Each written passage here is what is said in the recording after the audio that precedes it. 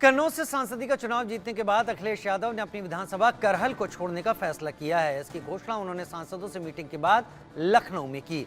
यानी अब अखिलेश दिल्ली की राजनीति करेंगे। अखिलेश ने 2022 में मैनपुरी की करहल विधानसभा सीट से चुनाव लड़ा था। जीत के बाद आजमगढ़ के सांसद पद से उन्होंने इस्तीफा दे दिया था। आजमगढ़ में उपचुनाव हुए, उसमें बीजेपी के दिनेश लाल यादव निरहुआ ने जीत दर्ज की थी। अखिलेश ने सपा के सभी जीते हुए सांसदों को लखनऊ बुलाया था। इसमें अखिलेश समेत 37 सांसद शामिल हुए। मीटिंग में मंथन के बाद उन्होंने विधानसभा सीट छोड़ने का ऐलान किया। तो अखिलेश के विधानसभा सीट छोड़ने के पीछे की 4 संभावित वजहें बताई जा रही हैं। दरअसल उत्तर प्रदेश में अब 2027 में विधानसभा चुनाव हैं। 3 साल प्रदेश की राजनीति में ज्यादा कुछ करने के लिए नहीं है, इसलिए अखिलेश अब अपना फोकस दिल्ली की तरफ करेंगे। 2024 के रिजल्ट के साथ देश की तीसरी सबसे बड़ी पार्टी बनकर सपा उभरी है। अखिलेश को अब केंद्रीय राजनीति में स्पेस नजर आ रहा है। पार्टी को राष्ट्रीय स्तर पर ले जाने के लिए उन्होंने ये फैसला किया। सपा का वजूद अभी सिर्फ यूपी में है।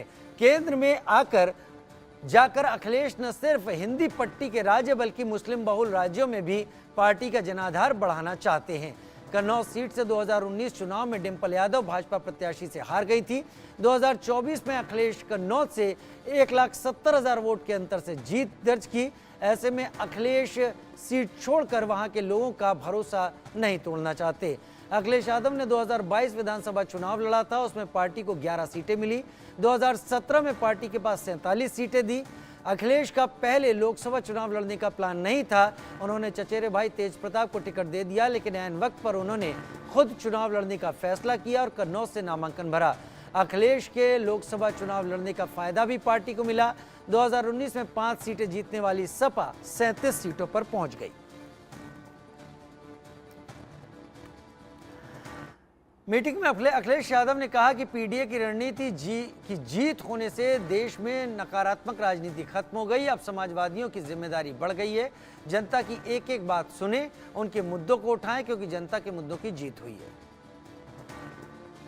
और इंडिया अलायंस सबसे ज्यादा सीटें जीत करके आया है। जहां इंडिया अलायंस और पीडीए की रणनीति की जीत हुई है, वहीं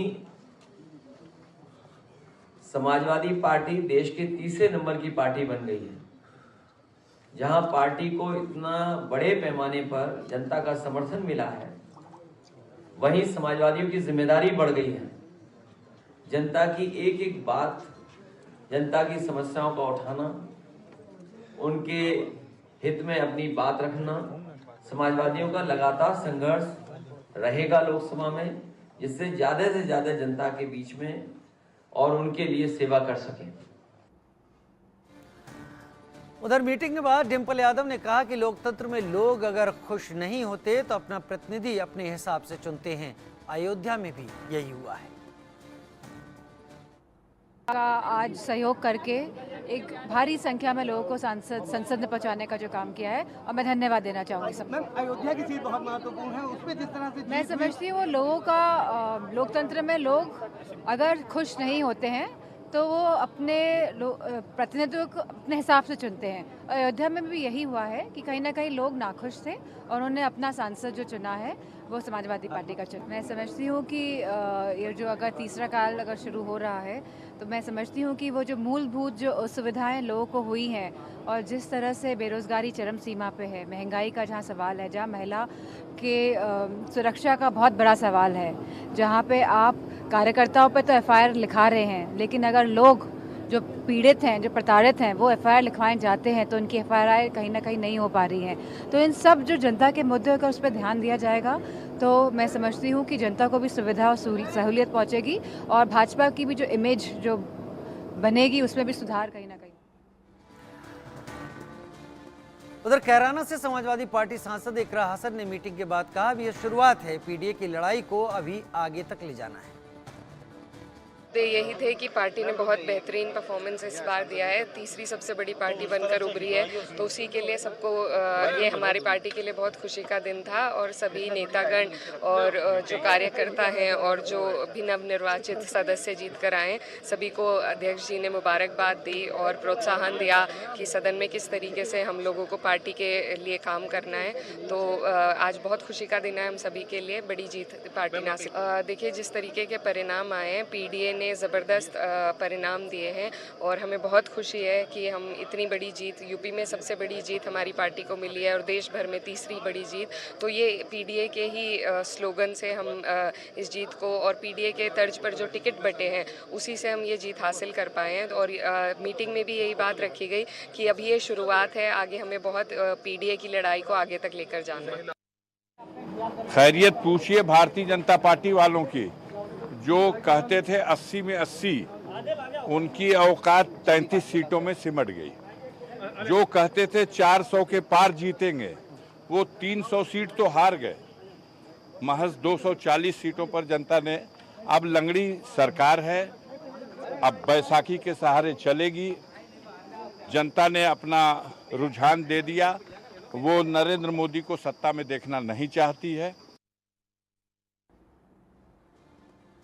जी आज अहम बैठक थी, क्या कहा अखिलेश जी ने? धन्यवाद दिया आप लोगों को, आप लोगों ने भी धन्यवाद किया? नहीं, सभी कार्यकर्ताओं को और सभी हमारे जो नवनिर्वाचित एमपीज हैं सभी को बहुत सारी शुभकामनाएं दी, आभार व्यक्त किया। साथ ही साथ हमारे प्रदेश की और देश की जनता का भी आभार व्यक्त किया, जिन्होंने देश के संविधान को बचाने के लिए और देश के लोकतंत्र को बचाने के लिए जी जान लगा दी। क्या लगता है अयोध्या जीतने के बाद अब क्या दर्शन करने जाएंगे अयोध्या के? देखिए, मैं दर्शन के बारे में तो मुझे नहीं पता, ये तो उनका पर्सनल जो है, उसके लिए आपको बेटर उनसे पूछना चाहिए। नहीं, तभी पार्टी के लोग ये बात प्रपोज कर रहे हैं कि अयोध्या में जीत हुई है, वहाँ के लोगों को धन्यवाद देने के लिए एक बार जाना चाहिए अयोध्या। देखिए, अयोध्या और पूरे प्रदेश और देश का कोई भी पार्ट हमारे लिए डिफरेंट नहीं है, सब हमारा ही है, सब लोग हमारे ही हैं। और कभी भी ऐसा नहीं था हम किसी के बोलने पे किसी भगवान की पूजा करें और किसी भगवान के दर्शन करने जाएं। क्या मैं आपको बोलूंगी तब आप किसी भगवान के दर्शन करेंगे? ये अपने खुद के थॉट्स हैं। और अगर आप ये बताना चाहते हैं कि आप हमसे बड़े भक्त हैं, तो वो जनता ने दिखा दिया है कि सबसे पहले आप देशभक्त बनिए। तो 27 के लिए भी कुछ ऐसा कहा, गुरु मंत्र दिया है अखिलेश जी ने कि 27 को लेकर क्या करना चैलेंज है आप लोगों के लिए? देखिए, ये जनता का निर्णय रहा है और जनता जो है एकजुट हो गई है और 27 में भी जनता चुनाव लड़ेगी और जनता जो है एनडीए की सरकार को बहुत बड़ा तमाचा लगाएगी। अखिलेश जी आज बैठक में क्या कह रहे थे? क्या मीटिंग को लेकर ये भी कहा गया कि विपक्ष की भूमिका में समाजवादी पार्टी अब जो देश की तीसरे नंबर की पार्टी बन गई है, किस तरह से कदम आगे बढ़ाए कि अब रीजनल पॉलिटिक्स से निकलकर सीधे सेंट्रल पॉलिटिक्स में कदम रखने जा रही है समाजवादी पार्टी उस तरह से? देखिए, पूरे देश का सबसे बड़ा प्रदेश है उत्तर प्रदेश, और उत्तर प्रदेश में हमारे जो युवा हैं बेरोजगारी से परेशान रहे, हमारे किसान परेशान रहे, हमारी महिलाएं परेशान रहे, हमारे यहाँ पिछड़ा, दलित, अल्पसंख्यक और आदिवासी हर समाज परेशान रहा। तो हमारा जो मेन मकसद है, हमारी जनता की आवाज़ वहाँ पे पहुँचे, हर वर्ग की आवाज़ पहुँचे और उनके लिए उस तरीके के बिल्स हों, उस तरीके के अमेंडमेंट्स हों कि हम उनकी मदद करें। उधर राम मंदिर के दर्शन के सवाल पर अयोध्या से नवनिर्वाचित सांसद अवधेश प्रसाद ने क्या कुछ कहा, आइए सुनते हैं। बड़े लंबे समय बाद समाजवादी पार्टी ने इतनी जद्दोजहद करी, अयोध्या में जिस तरह परचम लहराया, क्या कहेंगे? वहाँ के संत महात्मा तमाम तरीके की बातें कह रहे हैं कि अयोध्या के लिए लोग आ रहे थे, यहाँ पर करोड़ों का रोजगार आ रहा था, अब व्यापारियों के लिए परेशानी खड़ी कर देंगे। ऐसा है जी, मैं चाहता हूँ कि आप अयोध्या चले जाओ यार, गर्मी का दिन है, एक गाड़ी व्यवस्था कर देते हैं, हमारे हाजी साहब हैं और इनकी गाड़ी है, अभी लाए हैं। नहीं बताइए। और इनकी गाड़ी ले लो। नहीं, मैं अपनी गाड़ी से ही चला और 2-4 बोतल पानी धरा दें, अयोध्या चले जाओ। अयोध्या को बर्बाद किया गया है, चौड़ीकरण के नाम पर हजारों लोगों के मकान को, दुकानों को ढहाया गया है, किसानों की जमीन करोड़ों की कौड़ियों के बैल पर खरीदा गया है और बाहरी लोगों को बसाया गया है। समय आएगा, अगर जांच होगी, न जाने कितने लोग जेल की सीजों में जाएंगे। ये है, परेशान किया गया है। सांसद जी ये बताइए, अब चुनाव जीत गए हैं आप, तो क्या मंदिर के भी दर्शन करने जाएंगे? मैं तो वहीं पैदा हुआ हूँ, मैं तो मंदिर का दर्शन जिस दिन हमारा नाम का वो किया 6 महीना पहले माननीय अखिलेश जी ने, वो दिन मंदिर का दर्शन किया। चुनाव डिक्लेयर हुआ उस दिन दर्शन किया, जिस दिन वोट पड़ना था उस दिन किया, और जिस दिन काउंटिंग हो रही थी सवेरे 3 बजे किया, और हनुमान जी का दर्शन किया, हनुमान जी का आशीर्वाद मिला। हनुमान जी के उन्होंने जो वहाँ रहते हैं बड़ा माला पहराया, और मुझे अनुभूति हुई कि हनुमान जी कह रहे हैं जाओ तुम इस प्रदेश का, देश का, तुम्हारे नेता अखिलेश यादव इस देश को संभालें, आगे बढ़ें। आशीर्वाद मिल गया। आप तो सांसद हैं वहाँ से, तो कहेंगे क्या अखिलेश जी से कि सभी जो जीते हुए सांसद हैं उनको भी एक बार जाके दर्शन कराएं, क्योंकि अयोध्या ने विपरीत परिस्थितियों में भी सबसे ज्यादा मैंडेट है जी। देखो ऐसा है, आपको पता होगा हमारे नेता अखिलेश जी ने एक बहुत बड़ा मंदिर जो बन रहा है शंकर भगवान का जी, शंकर भगवान का, देश दुनिया का सबसे बड़ा मंदिर होगा। अच्छा, वहाँ आपको भी लेकर चलेंगे लेकर चलेंगे ना। और मंदिर का दर्शन तो कभी डिसाइड किया तो नहीं। हमारे नेता माननीय मुलायम सिंह अभिषेक के गर्दन तो पे हाथ हनुमान जी रखा के हुआ कितने है। प्यारे हैं। अगर कभी सफाई में आपको जाने का मौका मिले गया हूँ, तो हनुमान जी का बहुत बहुत विशाल काय मूर्ति कम से कम नहीं 200 फीट है कि नहीं, आपने देखा है ना, तो उसी से अंदाजा लगा सकते हो भाई। अरे ये जो सवाल उठा रहे हैं ये नकली राम भक्त हैं हम लोग, और माननीय नेताजी का परिवार अखिलेश जी असली हैं। असली और नकली का पर्दा खुल गया सारे देश में। अयोध्या के रेडियस में जितनी सीटें थी भाजपा हारी है, चित्रकूट हारा है, अयोध्या हारा है, और मंडल हारा है, और 27 में चुनाव होगा तो पूरा सफाया हो जाएगा। और भारतीय जनता पार्टी की पतन की शुरुआत अयोध्या से हो गई है।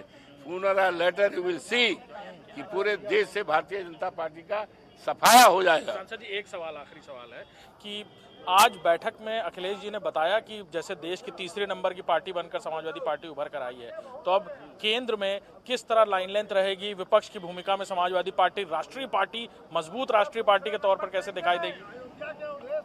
अरे आइए आप सब लोग साथ ही में ले लो